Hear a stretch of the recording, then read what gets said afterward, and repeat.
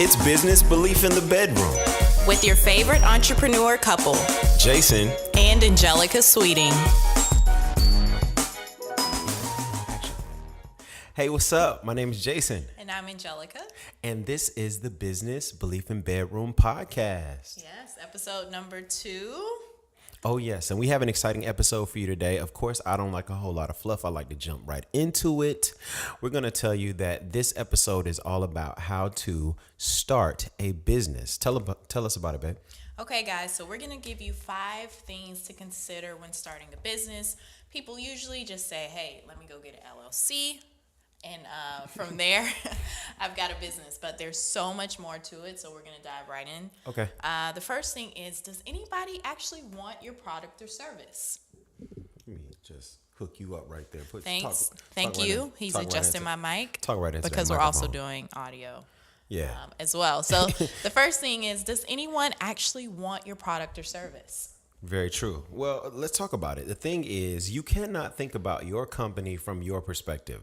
You have to think about your company from someone else's perspective, that being your target consumer. So keys to making sure you know that you have a good product: go out and test it. See if somebody will buy it. Try and sell it. Yes. Go out and talk to people about it, right? Make social media accounts, see if you get engagement, and from there you can build a landing page, acquire customers, Yes. start an email list, and really just take off from there. But the very, very first thing you got to do is, will your product sell?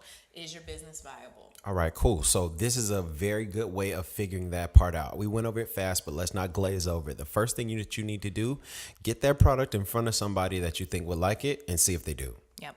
And then empower them. Make sure that you tell them that, hey, you want their opinion. Yeah. So get their opinion, and then don't just brush it off. Don't say, oh, I know what I'm doing. No, listen, that's your customer. They're going to tell you if you need to add a this or change the color or move this around. Exactly. So listen to them. Exactly. These are your early adopters. These are the people that are really, really into your product. So you got to make sure you listen to them, tweak your product or service kind of based on overall results. Yeah. And they're really people that you're going to get a lot of information from when it comes to your target market. And you can use that information to build Facebook ads. Of course, you can use that information to create audiences, build ads, start email lists. These are the type of things. This is like the blood and bones of a business. Right. It's your customers. It's your consumers. It's making sure that you're in contact with them. So start your business by getting in front of your customer. Great. The second thing. Number 2. You want to be as lean as possible. Lean. What does that mean? Lean. You know what I mean? Go work out? Go to the gym. Your business should not be overweight. Your business should be nice and thin. And we're speaking primarily, I know it's jokingly, you know what I'm saying? But we have a culture that talks about beauty and health so much. But having a healthy business means that you want to start it off so that it isn't top heavy, not a whole lot of overhead, not a whole lot of upfront costs. What you want to try and do is make sure that you're getting things, getting products, getting services for as cheaply as possible so that you can increase your margins. Tell us about it. Right. So if you guys, just a quick resource, a book called The Lean Startup. Lean Startup. It's by Eric Rise. He's super dope. Shout out to Eric. Or he used to be, I don't know if he still is, an entrepreneur in residence at Harvard. Right. And he talks about a minimum viable product, also known as an MVP. So not like LeBron or Michael Jordan or, you know what I'm saying? What is this kind of MVP? Talk about it. So a minimum viable product is a product that has just enough features to satisfy your early adopters. Okay, great. So it's the most basic model of your service or your product. So if it was like the car industry, minimum viable product, 4 wheels, steering wheel, accelerator, not even a brake pedal yet. Like totally, like just go minimum viable. Right? So what's the easiest way to get your idea out without even all of the bells and whistles that you know can come later? Right. Just think about it like this, guys. iPhone gives you a phone, right?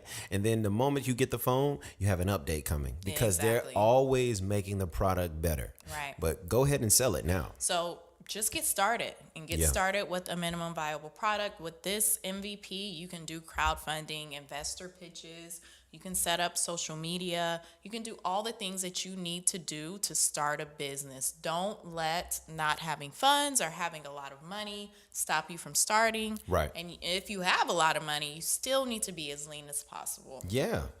Now that was number 2. Number 3, this is one of my favorites, and that is the psychology of sales. The focus should be on sales. Tell them what Mark Cuban said. Mark Cuban says that sales solve all problems. Oh, And he yeah. was not lying. After 4 years Yes. of being in business, sales solve all problems. Sales solve everything. You know what? Yes. Guess what? Man, we need more inventory. Sales. Sales solve that. We need a new manager. Sales. Yeah, sales solve that. We need to leave brick and mortar and build out a better website. Sales.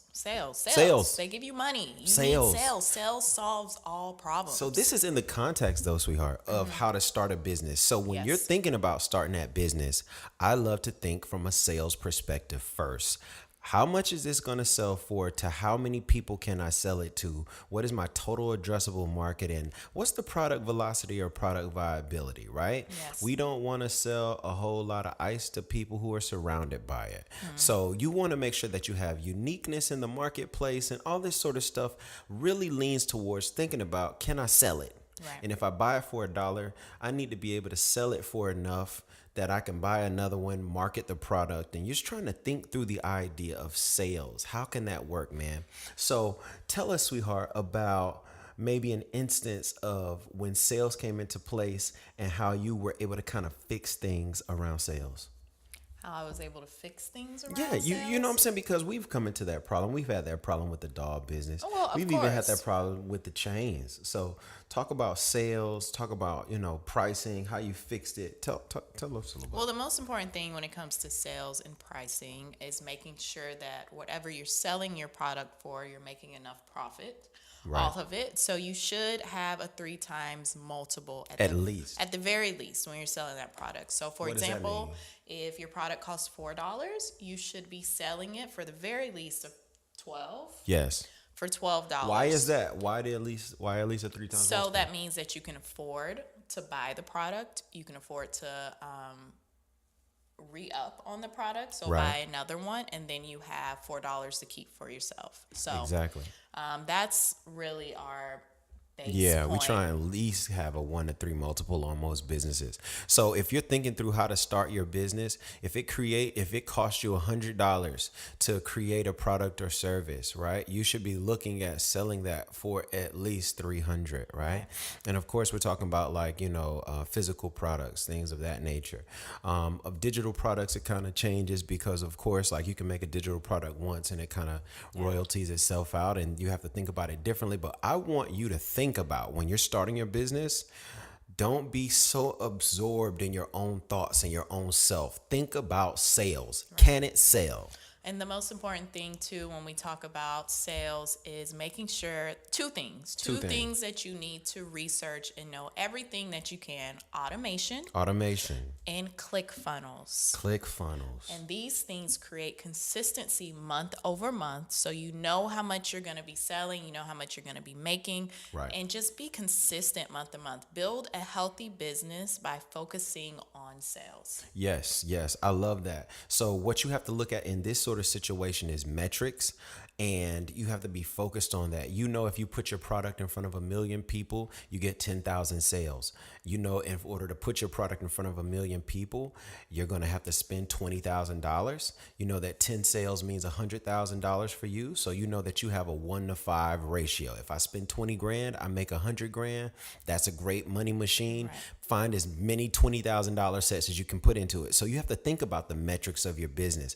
Also, you said something so amazing. You said ClickFunnels. So talk a little bit about like the online part of this sort of like sales thing. Tell them some of the stuff. It can get really deep. So, and we can talk about marketing and sales for hours and hours and hours. Right, but just right. a simple version of what a ClickFunnel is. It's basically just a funnel.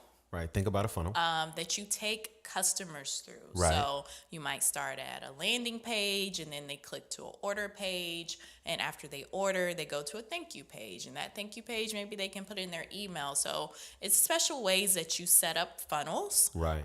in order to Create the best engagement for the customer, the best experience. Right, experience, upsells, and making sure that you can interact again with these customers. Some cool tools you should look for in that space: your GetResponse, your MailChimp, your Aweber, of course, Facebook ads and pixels and other things that get really, really deep as far as the nuts and bolts. But all in all, the focus is sales. Yes, through automation, make Sales. things as easy as possible for yourself. Man, okay, number 4, be wise and make good decisions. Ooh. This is where responsibility comes in play. I think as an entrepreneur, let's go back to the example that you had, right? You say we can buy it for $4, we can sell it for $12. That means that we're going to make $8 gross margin on this. And we're, of course, simplifying the numbers. But if I can buy it for $4, sell it for $12, I made $8. I, of course, need to buy another one. Right? So out of that 8, I have to spend $4 in order to buy another one. Now that leaves me with $4. Your responsibility with the $4 right there is what's going to make and break your business. And let me tell you, you have to market to another customer. You have to pay Uncle Sam. You have to pay yourself. You have to make sure that your business has got some sort of identity or whatever. So it's a lot of responsibility that's inside of those margins. Right. Talk about making good decisions, sweetheart. Well, I'm going to put good in quotation marks because it's different for everyone. And Right. a lot of time with entrepreneurs, you won't see if a decision is good or bad until after it's already happened. Right. Which has happened to us, me mainly, a countless number of times where in hindsight, I was like, man, we should have done that differently. Right. An example for us, and one of the first ones that ever happened to us was after our Kickstarter. We launched our Kickstarter in April. It finished up in May. And then our toy was really hot that year, Christmas season. Blazing. But we didn't have any inventory. Nothing. And at this point, I'm a new entrepreneur. I don't want to take any risks at all. I'm scared out of my mind. I have all this, not all of this money, but I have money. Money we never seen before. Exactly. Yeah. And we had over 12,000 people on our website signing up on our email list wanting dolls, but we had no inventory at all. Nothing. And I made an executive decision to not sell any dolls.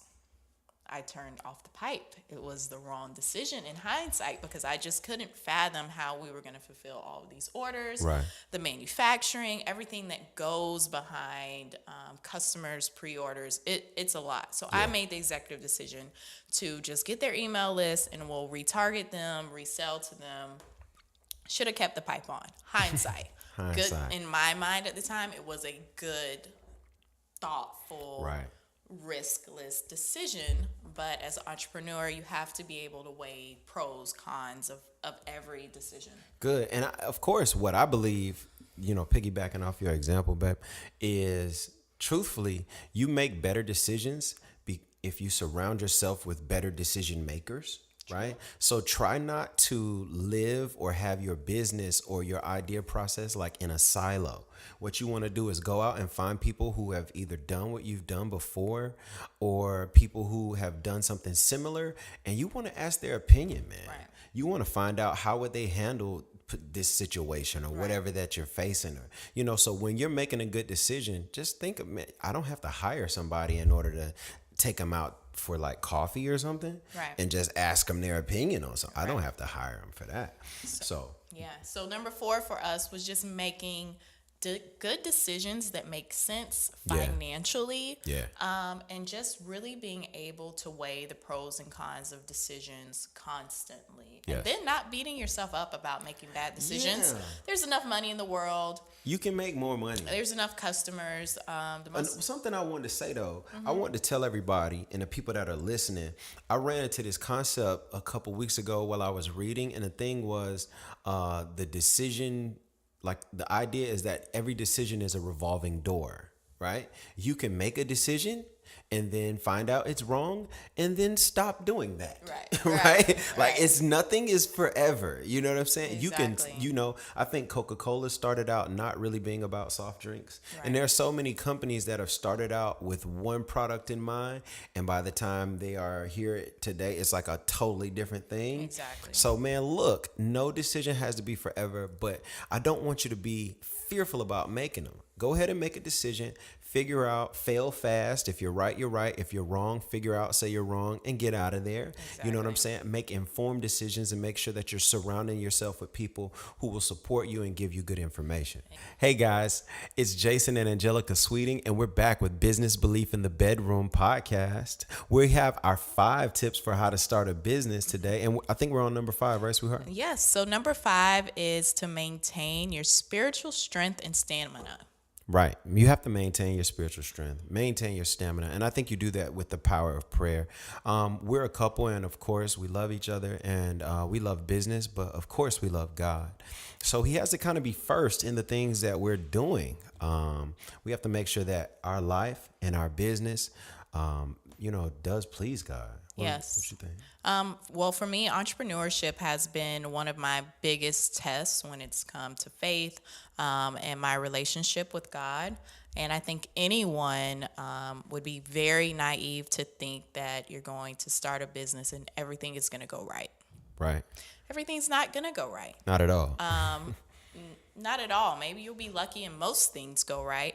But for us, God has been an anchor for us. And there's been some times where we've both wanted to quit. There's been some times that I have quit. Something you guys don't know, I've quit maybe 2 or 3 times. I'm still doing it, and I want to quit again. Just because things get so hard, so overwhelming sometimes, and you get to places where you just don't know what to do. Absolutely not. It's those times that try you as an entrepreneur. Everything is fantastic when sales are through the roof and when media is always calling you and you always have to go do somebody's speech or you're on some stage. Those things are cool. But like when the sales page goes to crickets, but you have something special, you need a power greater than yourself to hold on. Agreed. So I suggest that, you pray, and in your prayer, you ask God for strength and wisdom to do what it is that you feel led to do. Exactly. You know what I'm saying? Because countless people, are blessed by the businesses that have been started. You know what I'm saying? Like, you're providing jobs, you're providing, different situations just to, you blessing households. Right. Essentially, if you're an entrepreneur, say you have a real estate business, you giving somebody a roof over their head with the work that you do, with the information that's in your head. So don't take it lightly what your purpose is. And maybe your business is not somebody else's business, but your business matters. Right. You know what I'm saying? And because it matters so much, it's not enough just to read blogs, listen to podcasts like this one, or do research on how things work. It's also, important that you, refill yourself spiritually. Yes, it's very important. And to be, a little transparent and a little vulnerable as Okay, we got some transparency. Wow. Let's go. Let's Really? go. This is what we love. Yes. As a listener of the podcast, I love when Angelica's transparent. Go for it. So things, as I said earlier, sometimes get to the point where you just don't want to do it anymore. And Right. for me, that point is happening now, and it's happened before. Right. And it's very easy to slip into depression. Yes. It's very easy to get to a place mentally where you just want to quit. Yes. Because things are so overwhelming. Entrepreneurship is tough. I cannot explain to you guys how tough it is. It looks easy on TV. It looks easy when you see these perfect pictures and people saying that they make so much money. But everybody goes through. Yeah. Everybody goes through. It's tough for everybody. And depression is real. And I think what it is that, your business is your baby. Yes. You raise it, you birth it, you take care of it. You doing all this. And then who want to show their baby to somebody and somebody say your baby ugly? No one wants that, but that's what it means when you put your product in front of a possible customer and they say, I never. or they Right. send you an email and say that you should never have started a business because Right. you're a horrible business person or you're a horrible entrepreneur. Or when things just don't work out ever Yeah. for months when you're applying for loans, applying for capital, and you just keep hearing no, no, no, no over Yeah. again. It's Over and so over. important that you not only have God as an anchor, but you just remember who he is in your life and never, ever feel like he's left you. Right. Or that you're alone. Because it can be, you can And don't feel forget, like that. don't forget who he made you. Exactly. To be honest, Exactly. truthfully, don't forget that he made you amazing. He made you smart. He made you strong. He made you powerful. He made you special. Right. You know what I'm saying? I can hear you right now. Well, if everybody's special, then nobody's special. No, that's wrong. God made everybody so unique. You know what I'm Yes. saying? We all got different fingerprints. We all have different voices. I mean, I have siblings. We come from the same parents, but we don't look alike. You know what I'm saying? How crazy is it that you guys, I mean, just think about how special you are. Of course, the odds were stacked against you at even coming to earth and being born. You know what I'm saying? But you were able to fight to be the one out of the millions of sperm that were, Exactly. fighting for a spot in your mama's situation. So think about it like that. Just know that you are special. Right. God made you special and God gave you a special idea. Right. So don't give up on yourself and don't give up on your idea. Look, everybody in the world. Go on, Pastor Jason. Yeah. Shut up. Shut up. Shut up. Pastor J. No. Ooh, that's I just that get. word. You got me in here. That's for real, babe. For real. You speaking to me. You off the For chain. Hey, look, man. I don't care what she say. I ain't no preacher or nothing like that. But I'm passionate about this. I'm passionate about this part of. I say out of all the 5 tips that we've given, I'm very passionate about this Yeah. because people, because they are not locked in to their spiritual power, they end up not being able to manifest that power Right. in the physical realm. Right. And don't let what we have to say fool you, because Jason and I have been through spiritually. There's been times where we've looked at each other and been like, where's God? Where is God? And we do pretty good now balancing. So Yeah. if I'm over here saying, where is he at? Jason will be like, come on, babe. He's right over here. He's Exactly. in the he's in the right kitchen. there. He's in the right kitchen. there. Come on. And then when Jason have those moments, I'm there to say, hey, let's keep going. He got us, And Right. I think that's a good segue just into the inspiration for this week. Just remember that the business that God has for you is for you. It's for you. It's not for somebody else. If somebody else has an idea similar to yours, it's still not your idea. You got to keep moving forward with what God gave you. You got to. Because that's his purpose in you, and you have to fulfill that purpose. You don't know who you're helping through your business. Before we move on to that, though, I want to just go through the 5 steps one Okay, more time. sweet. Step number 1. Figure out if anybody actually wants your product or Yes. service. And you do that by putting it in front of people. Step number 2. Start as lean as possible. Don't let having thousands of dollars keep you from starting a business, and make sure that you start with a minimum viable product, just enough to get people interested. Step number 3 is have a sales-centered focus. We are not starting a business so that we have something cool to say at parties with our friends. We're starting a business so that we can sell. Exactly. Okay. Step number 4. Be wise. Make good decisions. Yes. And know that you can come back from any decision that you make, but make informed decisions. Yes. And don't be scared to make the decision that scares you. Exactly. Number 5, connect to your spiritual strength and know that God has got your back. Yes. So you going to do the inspiration this week and I do the prayer, or what we doing? How we going to do? Yeah, Okay, that's go what ahead. We're gonna stick to. Kick it. So the inspiration for this week, and just know that you're wonderfully, uniquely made. Know that your business is for you. Nobody can take it away, but you got to go get it. It's like a gift under the tree. God's giving it to you, but you got to walk under that tree and you got to unwrap it. Yes. To get that gift and to really live in your purpose. Don't let anyone stop you, and just keep going for it. Keep going for it. Okay, and I guess we'll close up like this. God, thank you so much for number 2 podcast. Yes. You're amazing because you're manifesting greatness in our life. And we pray for everybody that's listening God, bless their businesses, bless their marriages, bless their relationships, Yes. bless their families and their children, of course, and bless their relationship with you. We're here not to just make a whole lot of money, God. We're not here just so that we can prop ourselves up and sit on a porch of our own cash. God, we're here so that ultimately we can shine the light on you. You've given us these gifts. You've given us the ability to generate cash flow. You've given us the ability to find, all the tools that we need to build our business. But God, you know that the most important thing that you've given us is yourself. And we appreciate that first and foremost. So I think that concludes this episode. Does that include podcast number 2? Episode 2. You sound so excited, babe. How to start your business. It's exciting. Starting is the most exciting part about getting to business, just because your ideas are so fresh. You're so excited about it. That girl got her eye closed. Ooh. It's a good feeling for entrepreneurs, like having an idea and starting a business. Why do I feel like you want to do another podcast right now after this that's like, oh, once you started, here come the real deal? I'm saying no, but man, it's all fun. It's all a journey. You got to take it step by step. Okay. I think the children are upstairs. Yeah, you probably heard them crying. Hey, man. Business belief in the bedroom. We'll see you next Monday. Oh, hold on. We have to do this. I learned this. For podcasts, we have to actually share. So make sure you visit us at businessbeliefinthebedroom.com. And also check out our Instagram.